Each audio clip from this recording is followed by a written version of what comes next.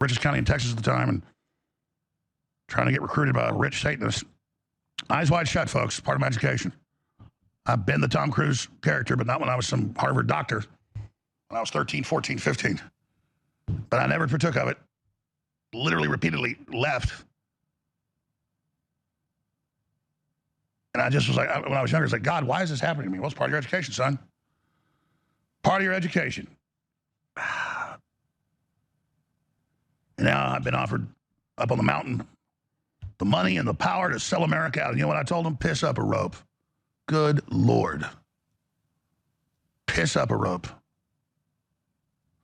But see, I knew stuff like this was evil. I still believed the propaganda and lies that abortion was legal and was just a blob of tissue and it wasn't really a kid if you caught it the first 6 weeks. So there I was saying, no, I'm not going to be part of your sex orgy, which I wasn't connecting with it. It was pedophilic because I was like 13, 14, 15, but technically it was. But when it came to killing my own kids, I was like, yeah, it's all right, $300. Pew. And I never really pressured the girls. They were always like, I'm pregnant. And there was one girl, didn't tell me she was pregnant, and all of a sudden her parents, she was a couple years older than me, she was like 16, I was like 14. She's like, oh, come into town, see my family here in Dallas. She lived there with her parents, they had another family, and she had like an older sister with kids and stuff. You like kids? You like baby strollers? You want to take care of kids? I'm like, no, not yet. And they're like, see? Look at her. And I know what's going on. And she had the abortion, got mad at me. You know, that's the thing. I didn't know about that until she had the abortion. Then they always hate you after they have it. I had this other incredible girlfriend when I was in college, and I was celibate, almost college for a year. I was celibate for about a year and a half, and God really hit me and said, stop, being part of this when I was 18.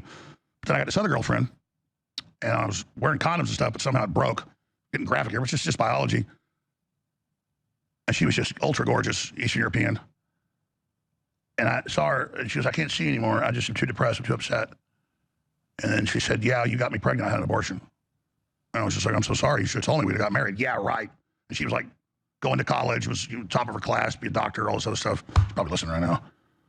But, and I was like, okay, that is it. I'm going back to no dating for a while. And that's how I got on the air and all the stuff I did. But the only reason I tell that story is, you get into Satanism, you think, oh my God, Satanists, people in hoods, all this stuff. Except they're wearing hoods and there's women open with the, look like supermodels. And you think, like, you see that, you go, oh, that's the devil, I'm not going to do that. But, $300 kill my kids. See, it's all how they shade it. It's all how they cover it up. It's all how they defend it. So all you out there pointing your fingers, these evil people and stuff, it's good to do that. But just, what have you done, though? Think about what you've done. And think about how you got tricked into it. Because that's really the thing. But, man, I look at my 4 children now, I would jump in a wood chipper to save them. I know you would as parents as well. And those of you that have had abortions, I know, I see your testimonies all the time. It's like, how did you do that? How did you get tricked into that? But people that don't repent, they get more bitter and more hateful and love it. It's like a sacrament. And I feel so sorry for those people. But I'm sorry. I just want to talk about evil. I have to talk about how I'm evil as well. Because I'm not up here on some high horse. But I choose good. I choose God. And I choose trying to be the best person I can. And I'm not a coward. I stand up against bullies and evil. Hey, guys. I just wanted to play this clip. It's a little bit outside of the norm. Well, nothing's outside of the norm when it comes to Alex. But in this particular clip, he's just talking about some things that are a little bit different. It's nice to take a little break from the craziness of the political world and try to look a little bit inward. I think he's going to spin off on it now, but it's a bad story, but it's also it has a good ending, I guess. But he makes a good point. It's you're young, you're impressionable, and obviously most of us have very different views than we did when we were little kids, young adults, teenagers. And to see him, go through that progression and understand what that all meant and what that was about, I think it's important. And I'm not for sale. And I can feel it in my soul. God's forgiven me and loves me now. And God says, you have been I can feel it now. God's like, you are a good servant. You are strong. You're a warrior for freedom. I love you. I forgive you. Well, thank you, God. And pass the ammunition. Hold nothing back. Show them what real power looks like. Drop the nuke. It's a good message. And that's why I just wanted to take a look at it. Again, it's a little bit different from, I think he later on in this interview, he talks to Roger Stone, gets into some things with him. I actually want to take a look at that now. So I'll cut forward to the Roger Stone interview with Alex Jones. With Tucker and I as well, we find out many times at dinner together with Tucker, how we somehow extricate out of this and how somehow create kind of at least a truce or some kind of diplomacy. I was talking to Benny Johnson this morning. He's taking his 4-year-old on birthday party today, so he's getting off early. He's coming next week. He's trying to be an intermediary here, but also saying Mark Levin and Netanyahu should be banned from the White House because they confirmed lied to Trump. I mean, weeks and weeks ago, I heard Susie Wiles was trying to stop the war, and that's now been confirmed. So good on her. So it's just a really amazing time. I mean, I could build this up forever. There's so many places to go, so many things to do, but I'm really not trying to take the bait and attack Trump just because I don't want to make it all about that. But it's kind of hard to do too when he's the very law firms that sued him, Paul Weiss and others, are the ones that sued me, and they did it because I supported Trump. And then now he even uses their tactics against me. I wonder if Mark Levin wrote this horrible screed. So that's a lot to say. You can go anywhere you want. I talked to you via text message yesterday. We haven't, really scripted what we're going to get into. I know you're a little bit upset with me as well. So, let me have it if you need to. But Roger Stone, thanks for being here. Well, Alex, I'm delighted to be here. And you did promise me if I came on today, you'd let me talk. People need to know our history. We've been friends for a very long time. You and I met at the 50th anniversary of JFK's assassination down on Dealey Plaza. Sometime after that, you read my book. You told me how much you enjoyed it and how informative it was. My book, The Man Who Killed Kennedy, The Case Against LBJ. As a Texan, you knew a lot of this history. Then, as you know, I joined the InfoWars, where Owen Schroyer and I hosted the War Room until the name of that show was hijacked by Jeffrey Epstein accomplice and enabler Steve Bannon. I also credit you, frankly, and it's in my book, Making the President 2016, because there's a lot of pressure on you to be for Ted Cruz as a fellow Texan. But after you met Donald Trump, and by the way, called you when you got married, you may remember, you were going through TSA, but you took the call. I credit that with the fact that when the establishment Republicans were laughing at Donald Trump, you were exposing Trump and his policies to the millions of people in your audience. So I think it is unfair to say you had nothing to do with his rise. You were with him in 2016. You were with him in 2020. You were with him in 2024. And God knows you have paid a price for it, as have I, as has General Flynn, as has the January 6ers. And I think you played a crucial role in the exposure of Hillary Clinton.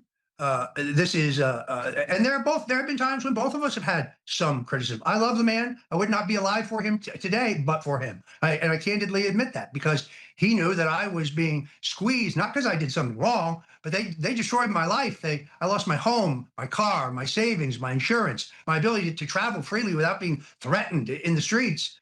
Just for perspective, everyone remembers the morning raid that CNN just happened to be tipped off there and was present at the location when Roger Stone, when they came in and executed an arrest warrant at like 5 o'clock in the morning. When anyone with any type of law enforcement experience knows, for somebody like that, for a situation like that, you can just call them in.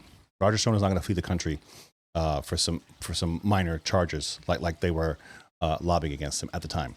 So you, like, for a white collar crime like that, you call them in, and the only time where maybe you want to do that, where you want to scoop them up like that, is if you need a statement out of them. You need just a little bit more evidence. You want to tie things together, and you don't want them to have legal representation.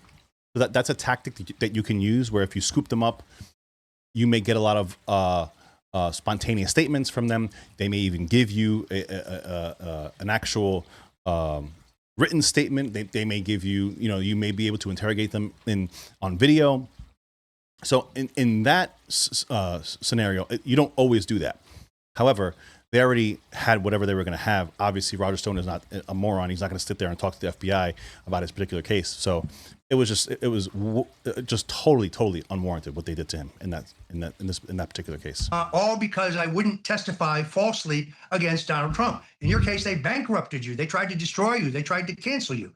But that said, I want to go through the record of this president and then come back to your question about the 25th Amendment. I mean, this is a president who, first and foremost, has rebuilt our military strength.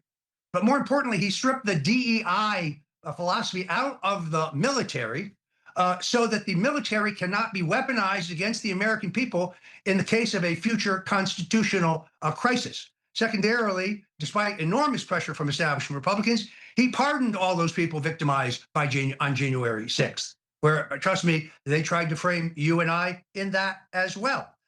If you go through the two terms, it is extraordinary. He ended. And if you guys follow the January 6th stuff, Joe Biggs, just a massive announcement came about. I'm not sure if I guess they threw it all out, and he's going to get a massive settlement, well deserved. VA benefits restored. we're just very happy for some of those guys that just got absolutely railroaded, stripped away from their family for years upon years for, some absolute nonsense. The war on cryptocurrency and Bitcoin, where Joe Biden was trying to say, well, Bitcoin, those are securities, and if you sell them, we're going to put you in jail for the rest of your life.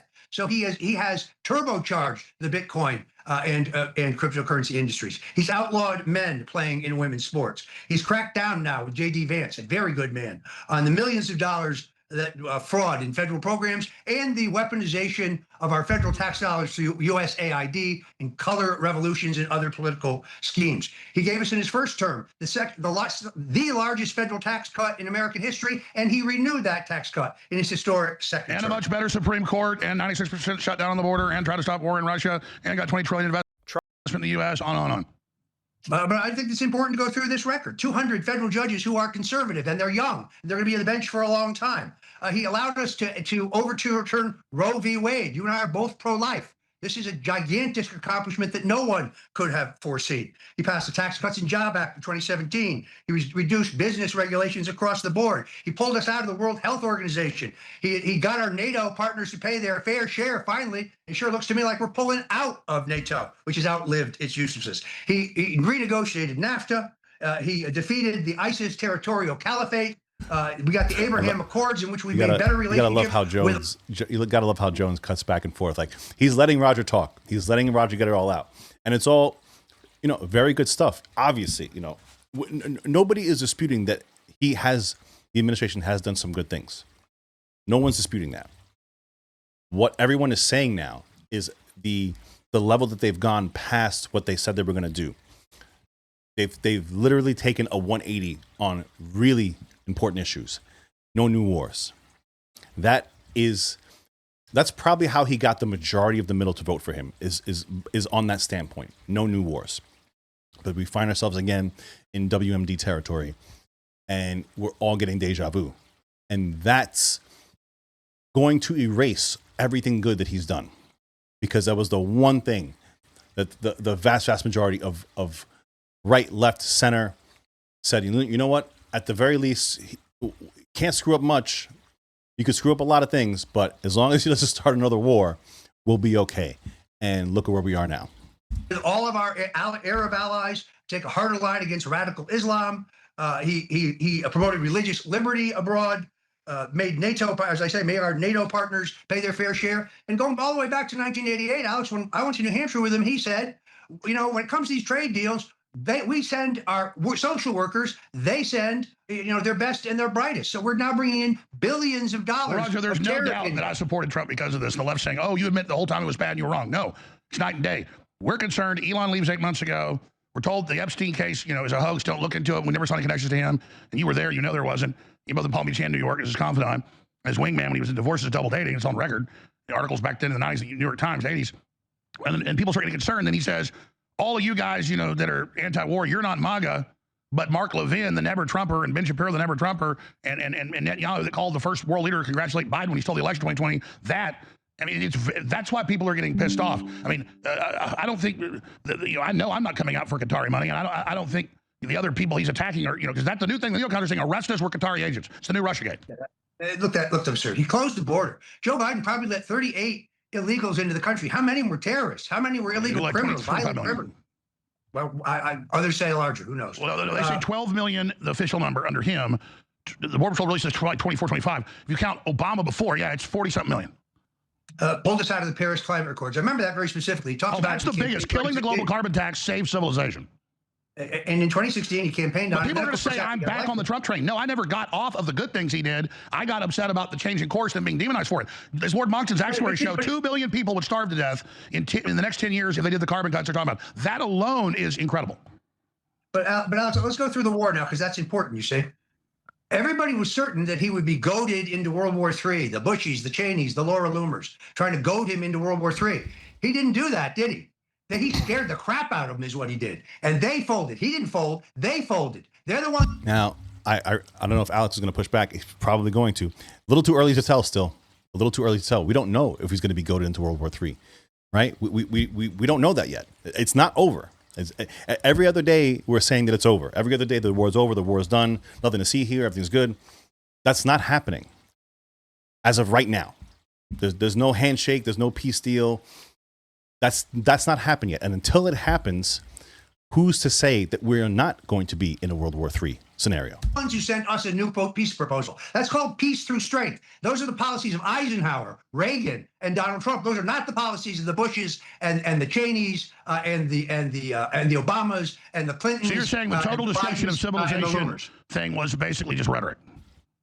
Well, but and I said this at the time, and I thought it was pretty kind. It was irresponsible rhetoric. The idea that we would remove this president, given this incredible record. And the important thing is, by the way, I'm an anti-interventionist just like you. Before Donald Trump, the last vote I cast in Republican presidential primary was for Ron Paul in the Florida primary. I don't like war. I don't like endless foreign war, but that's not what we have. What we have here is peace through strength. No boots on the ground, not tens or 20s or 30,000s of American casualties, no giant contracts for Halliburton or General Dynamics or any of the rest of these. This is the greatest president of my lifetime. And when he's in the middle of a war, and yes, there's certain... You see, no giant contracts, but he just asked for an extra half $500 billion in budget for the military. Where is that money going? That money isn't going to the government. That money is going to contractors. It's going to go to them. It maybe not this moment, but he's trying to expand the overall budget of the Department of War, an extra $500 billion. Right now, it's sitting at 1.1 trillion, I think, or 1 trillion, and they want another $500 billion. That's not what traditional MAGA people voted for. We didn't want that. We want America first, not government contractors first, not the Department of War first, America first. It's not a hard concept. It's not a hard concept. And him going on the offensive, when I mean him, I mean Trump, and attacking these people, that the majority of his followers, it's not his followers, the majority of his engaged followers, not the Fox News watching crowd. You're talking about the people that watch Alex, that watch Tucker, that watch Nick, that watch, the podcast space. They're way more engaged than the average cable news watching person. They're living this stuff. They're breathing this stuff. They're thinking about it. Maybe too much, but they're engaged. And for you to come out and attack their guys because their guys are questioning you and giving you some pushback, well-deserved pushback. It doesn't make any sense to me. It makes zero sense to me. Certain internationalists trying to goad him to war, but he didn't take the bait. He scared the hell out of him, but then he gave peace a chance. It's what he's doing now. Now, he's made it very clear that if they don't open the Straits of Hormuz, they're going to find out what Donald Trump is really like, because he's one tough son of a bitch. So he's given them a second chance, but if they try to screw him, it's not going to work. He has said since 1988, when he and I were in New Hampshire together, he would never let Iran have a nuclear device. The intelligence indicated they were closer than we thought. They bragged at the table that they had enough enriched uranium. They said they're going to have a nuke in a week. That's the Iranian government. So let me ask you this. I don't want to give Larry Loomer any attention, who we both know well. He's really gone sideways. But let's talk about the danger of the Israel lobby or the Loomer lobby, why they have Trump's here like Wormtongue from Lord of the Rings. You told me this, and I couldn't say it. That's a great analogy too, by the way. Like, that's one thing that's why Alex is so good.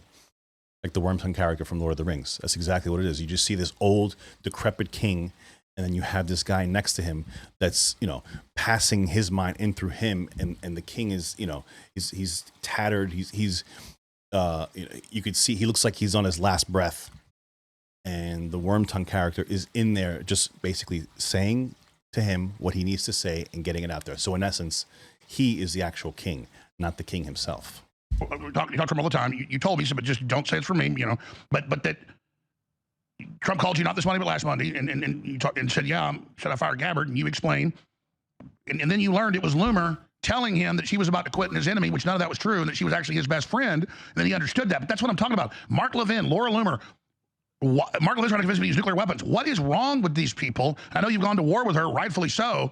And I get you're mad about me, the 25th Amendment. Maybe I went too far. My point is on her, though. The fact that you've got to run around doing damage control, and thank God Trump called you to explain that she's his biggest ally and actually does what she says. This is a menace. Why do these Israel first people have so much influence? It is a very great concern. In this particular case, just to walk through exactly what happened. First of all, I think what Joe Kent did was reprehensible. To say in your confirmation hearings that you're concerned about Iran having a nuclear device, and then only months later say you're resigning because the president is taking actions to stop Iran from having a nuclear device. That is dishonest and not honorable. That's not how it works. Tulsi Gabbard, contrary to what Looney Loomer says, she never betrayed Donald Trump. She never undercut him. What she said in her testimony was, my job is to give him the best intelligence that I can. His job is to make a decision, and then my job is to support that decision, and that is what she has done. And all of the neocons were jubilant. World War III, it was just like Dr. Strangelove, man. We were headed to nuclear war, but guess what? Donald Trump took the off-ramp when he saw a chance for peace. So they turned out to completely wrong. This is why the Levins and the Loomers and the Cheneys and the Bushes, this is why they're so upset. He is the man we thought he was. He's not. He doesn't like war. He doesn't want war. But they killed Americans that had no intention. No, I understand. But let's go back to Loomer, because you're one of my big sources. I have others, and look, this is very clear. You know, when you were a kid and you heard through the grapevine your girlfriend was going to break up with you, so you broke up with her preemptively, so she couldn't say she broke up with you. That's what Loomer tried to do here. She posted something online. It was the tell. Big mistake. Don't mess with the OG. And she says, Tulsi Gabbard is either going to resign or be terminated imminently, something along those lines. I knew this not to be true. I spoke to the president. President asked me, pardon me, still getting over a cold.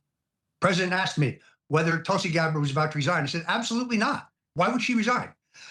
And he said, well, do you think I should terminate her? I said, why would you terminate her? She has served you loyally. Her job is to give you the best intelligence, and you make the decision. And she has supported that decision. So I think Laura set this up.